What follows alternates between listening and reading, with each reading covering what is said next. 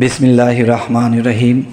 হে জগতবাসী, আজ আমি আপনাদের সামনে যে আলোচনাটি নিয়ে আসলাম সে আলোচনাটি হলো, দেখেন, আমরা এই পৃথিবীতে চলছি ফিরছি, খাচ্ছি, ঘুমাচ্ছি, কাজ করতেছি, কিন্তু আমরা কিন্তু আসল কাজগুলো করা হচ্ছে না। সেই আসল কাজগুলো কি? যে আল্লাহ বলেছে, আমি এই পৃথিবী সৃষ্টি করেছি প্রেমের কারণে। এই বিশ্বজগৎ আমি সৃষ্টি যদি করে থাকি প্রেমেরই কারণে, তাহলে সেই প্রেম কি আমাদের করা হচ্ছে? দেখেন, এই পৃথিবীতে ছেলে এবং মেয়ে, যার সাথে যার জীবনে কোনো দেখা ছিল না, সম্পর্ক ছিল না, এমন একটা ছেলে মেয়ে যৌবনের তাড়নায় যখন প্রেমের ফাঁদে পড়ে যায়, তখন কিন্তু দেখা যায় এদের চোখ দিয়ে গড় গড়ে পানি পড়ে। তো গড় গড় করে পানি পড়ে, তার মানে কি? তারা একজন আরও একজনকে ভালোবেসেছে। আর সেই ভালোবাসার টানে এক একজন চোখে পানি ঝরায় এবং খাওয়া দাওয়া পর্যন্ত ছেড়ে দেয়। তাহলে এরকম একটা পর্যায়ে যদি চলে যায় দুনিয়ার ছোটোখাটো প্রেম, ছোট ছোট অল্প বয়সের ছেলে মেয়েদের মধ্যে, তাহলে দেখা যায় আল্লাহ এই জগৎ সৃষ্টি করেছে প্রেমের কারণে। তাহলে এই প্রেমের কারণে যে আল্লাহ সৃষ্টি করলেন, আল্লাহকে প্রেম দিতে যাইয়া কয়দিন না খেয়েছিলাম, আল্লাহকে ভালোবাসতে যাইয়া কয়দিন হাহাকার করেছিলাম, এবং কতদিন আল্লাহর জন্য নীরবে বসে রাতের গভীরে বসে চোখের পানি ঝরিয়েছিলাম? এটা করিনি। তবে দেখুন, আমরা এই পৃথিবীতে খাবো, চলবো এবং কাজ করব, উন্নতি করব, টাকা পয়সা ইনকাম করব, এটাই কি আমাদের মূল উদ্দেশ্য? আমাদের মূল উদ্দেশ্য কি? যে আল্লাহকে সন্তুষ্ট করা। কেউ চোখের পানি দিয়ে আল্লাহকে সন্তুষ্ট করে, কেউ প্রেমের মাধ্যমে, কেউ জিকিরের মাধ্যমে, কেউ আল্লাহর ইবাদতের মাধ্যমে। এখন দেখা যায় আল্লাহকে সন্তুষ্ট করতে যাইয়া যা কিছু করা দরকার এর ধারে কাছে আমরা নেই। আমরা একটা কাজ করতেছি কি? যে আমার ছেলে মেয়ের ভালোবাসা, স্ত্রীর ভালোবাসা, মা বাবার ভালোবাসা, এই সমস্ত ভালোবাসা নিয়ে আমরা বুকে জড়িয়ে চলছি। তবে আবার এই ভালোবাসা স্বার্থের জন্য পর হয়ে যায়। কিন্তু দেখেন, আল্লাহর ভালোবাসা কোনোদিনও স্বার্থের জন্য পর হয়ে যায় না। তবে আজকের মূল আলোচনাটা কি?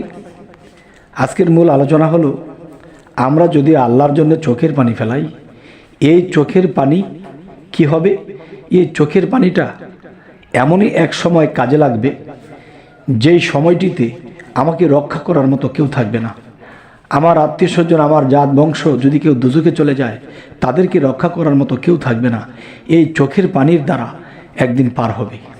আচ্ছা, আরও একটি কথা বলে নেই ফাঁকে, সেটি হলো যে এই পৃথিবীতে আমি কাউকে ভালোবাসতে যাইয়া, কোনো সাধারণ আত্মীয় স্বজন বা কোনো প্রেমিক প্রেমিকার জন্য বা কোনো মা বোনের জন্য আমি চোখের পানি ফেলেছিলাম, কিন্তু তারা একদিন হাসরের দিন তারা আমাকে চিনবে না। আল হাদিস, যে হাসরের দিন কেউ কাউকে চিনবে না, নিজের ইয়া নাফসি করবে, আর সেদিন রাসূল ইয়া উম্মতি বলবে। যাই হোক, আজকের এই আলোচনার মূল হলো, আমি আল্লাহর প্রিয় ব্যক্তি হয়েছি।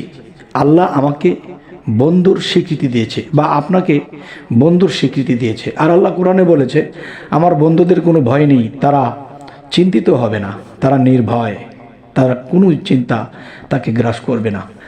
তবে আজকের যে আলোচনাটি, চোখের পানি। চোখের পানিটা যে আমি যখন রাতের গভীরে বসে আল্লাহর প্রেমে আমি যখন হেকুরিয়া হেকুরিয়া কেঁদেছিলাম, আমার চোখ দিয়ে যখন ঝরঝর করে পানি পড়েছিল, সেই চোখের পানিটা আল্লাহর কুদরতের বাটির মধ্যে রেখে দিয়েছে আল্লাহ। যখন মানুষ আল্লাহকে ডাকে, তখন আল্লাহ কি আরশে থাকে?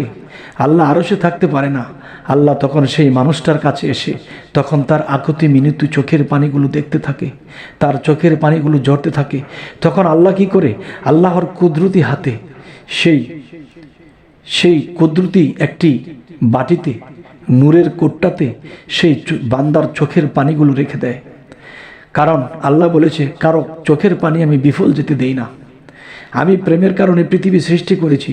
কোনো মানুষ যদি আমাকে সেইভাবে ভালোবাসতে পারে, সেভাবে আমাকে ডাকতে পারে, যদি আমাকে কেউ ভালোবাসে তা আমিও তাকে ভালোবাসি, কেউ যদি আমার দিকে এগিয়ে আসে আমি তার দিকে এগিয়ে যাই, কেউ যদি আমার জন্য আত্মহারা হয়ে যায় আমিও হয়ে যাই, তখন সেই মানুষটি আল্লাহর আস্তে আস্তে কী হয়? নিকটবর্তী হয়। তখন সেই মানুষটি যখন অতিরিক্ত পাপিষ্ঠ ছিল, তখন সেই চোখের পানির সাথে সেই পাপ ধুয়ে খুশি পড়ে যাচ্ছে। এরপরেও যখন সে একের পর এক মাসকে মাস, দিনকে দিন, বছরকে বছর যখন সে নিয়মিত আল্লাহর জন্য গোপনে বসে বসে কাঁদে, তখন সেই কাদা দেখে আল্লাহ আরশে আজিম থেকে চলে আসে, তখন সেই মানুষের সামনে যখন এসে যায়, তখন সেই মানুষের চোখের পানিগুলো জোর জোর করে যখন পড়তে থাকে, তখন দেখা যায় একজন দাড়িওয়ালা ব্যক্তি যদি কাঁদতে থাকে, তখন তার চোখের পানিগুলো দাড়ি বেয়ে বেয়ে যখন পড়ে, তখন আল্লাহর কুদরতি হাতে যখন কুদরতি বাটিতে সেই নূরের কৌটাতে যখন সেই পানিগুলো রেখে দেয়, একদিন কিন্তু এই মানুষটিও মারা যাবে, একদিন এই পৃথিবী ত্যাগ করবে। যেদিন হাসর, যেদিন মানুষের বিপদকাল এসে যাবে, সবাই যখন ইয়ানফসি করবে, তখন আউলিয়াদেরকে মেঘের ছায়াতে রাখবে আর বলবে, আপনারা ইয়ানফসি করবেন না, আপনারা চিন্তিত কেন, আপনারা চিন্তিত না, আপনারা কখনো চিন্তিত হবেন না, আপনাদের কোনো ভয় নেই, আমি আল্লাহ আপনাদের পাশে আছি। সুবহানাল্লাহ, আলহামদুলিল্লাহ। হে জগতবাসী, আজকের যে আলোচনাটি, তখন সেই ব্যক্তিটি দেখবে তার আত্মীয় স্বজনদের মধ্যে অনেক মানুষকে দোজখে নিক্ষেপ করা হইতেছে। যখন দোজখে নিক্ষেপ করা হইতেছে, তখন সেই মানুষটি বলতেছে যে, হে আল্লাহ, আমার আত্মীয় স্বজন জাত বংশ যারা ছিল তাদেরকে কেন দোজখে দেওয়া হচ্ছে? তখন বলবে যে, দেখো, তোমার এই আত্মীয়রা, তোমার এই ব্যক্তিরা এই পাপে লিপ্ত হয়েছে, তারা এই খারাপ করেছে, তারা এই সমস্যা করেছে, তারা এই দুনিয়াতে থাকতে পাপের কাজগুলো করেছে, তাদের বিচার হবে, তাদের কঠিন সাজা হবে, তাদেরকে দোজখে নিক্ষেপ করা হবে। তখন এই ব্যক্তি সামনে গিয়ে দাঁড়িয়ে বলতেছে যে, হে আল্লাহ, এদেরকে তুমি দোজখে নিক্ষেপ করতে পারবে না কেন? দেখো, এদের মধ্যে অনেকে আমাকে সাহায্য সহযোগিতা করেছে, আমাকে তারা ভালোবেসেছে, হয়তো তাদের জীবনে কিছু একটা পাপ আছে, তবে ওগুলো তুমি মাফ করে দাও। তখন আল্লাহ বলবে, যদি এদেরকে আমি মাফ করতে যাই, তাহলে অনেক পাপী আছে, এদেরকেও মাফ করতে হবে, সুতরাং সে যতটুকু পাপ করেছে অতটুকু তার দোজখে ভোগ করতে হবে।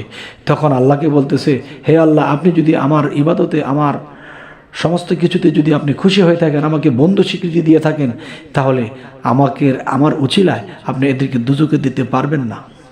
তখন বলতেছে যে, হে বন্ধু, হে দোস্ত, শোনো, যে এখানে বিষয় হলো, যে যতটুকু পাপ করেছে তার অতটুকু ভোগন্ত ভুগতে হবে, এরপরে আবার তারা বেহেশতে যেতে পারবে। তখন সেই ব্যক্তি বলতেছে, যারা আমাকে সহযোগিতা করেছে, আমাকে ভালোবেসে যায়, তারা আমার চোখের সামনে দিয়ে তারা দোজখে যাবে, এটা হয় না।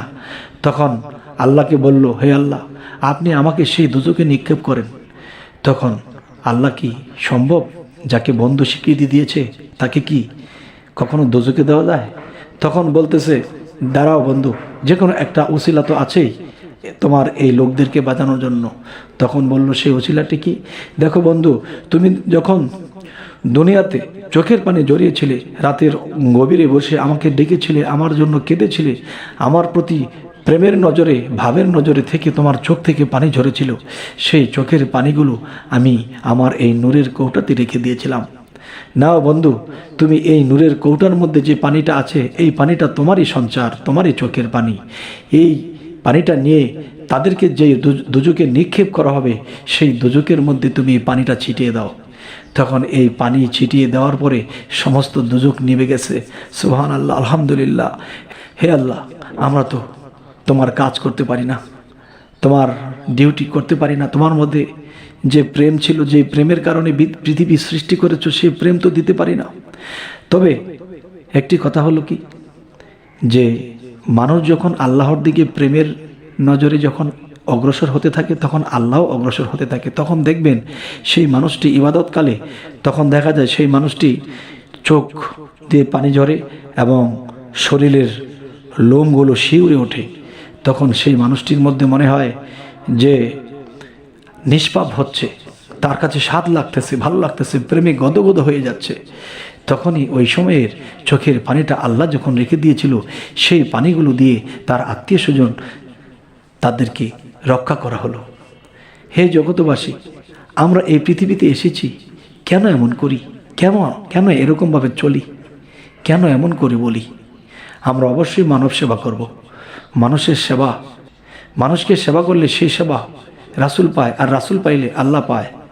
তাহলে আমরা এরকম ভুল আর করব না। তবে হে জগতবাসী, আজকে এই কথাগুলো আপনাদের কেমন লাগলো অবশ্যই জানাবেন, এবং কী ধরনের আলোচনা আপনাদের ভালো লাগে অবশ্যই আমাদেরকে জানাবেন, এবং আমাদের চ্যানেলটিকে সাবস্ক্রাইব করে রাখুন, তো পরবর্তীতে আপনাদের সামনে আরও ভালো ভালো কিছু আলোচনা নিয়ে উপস্থিত হতে পারি। সকলে ভালো থাকবেন। আল্লাহ হাফিজ।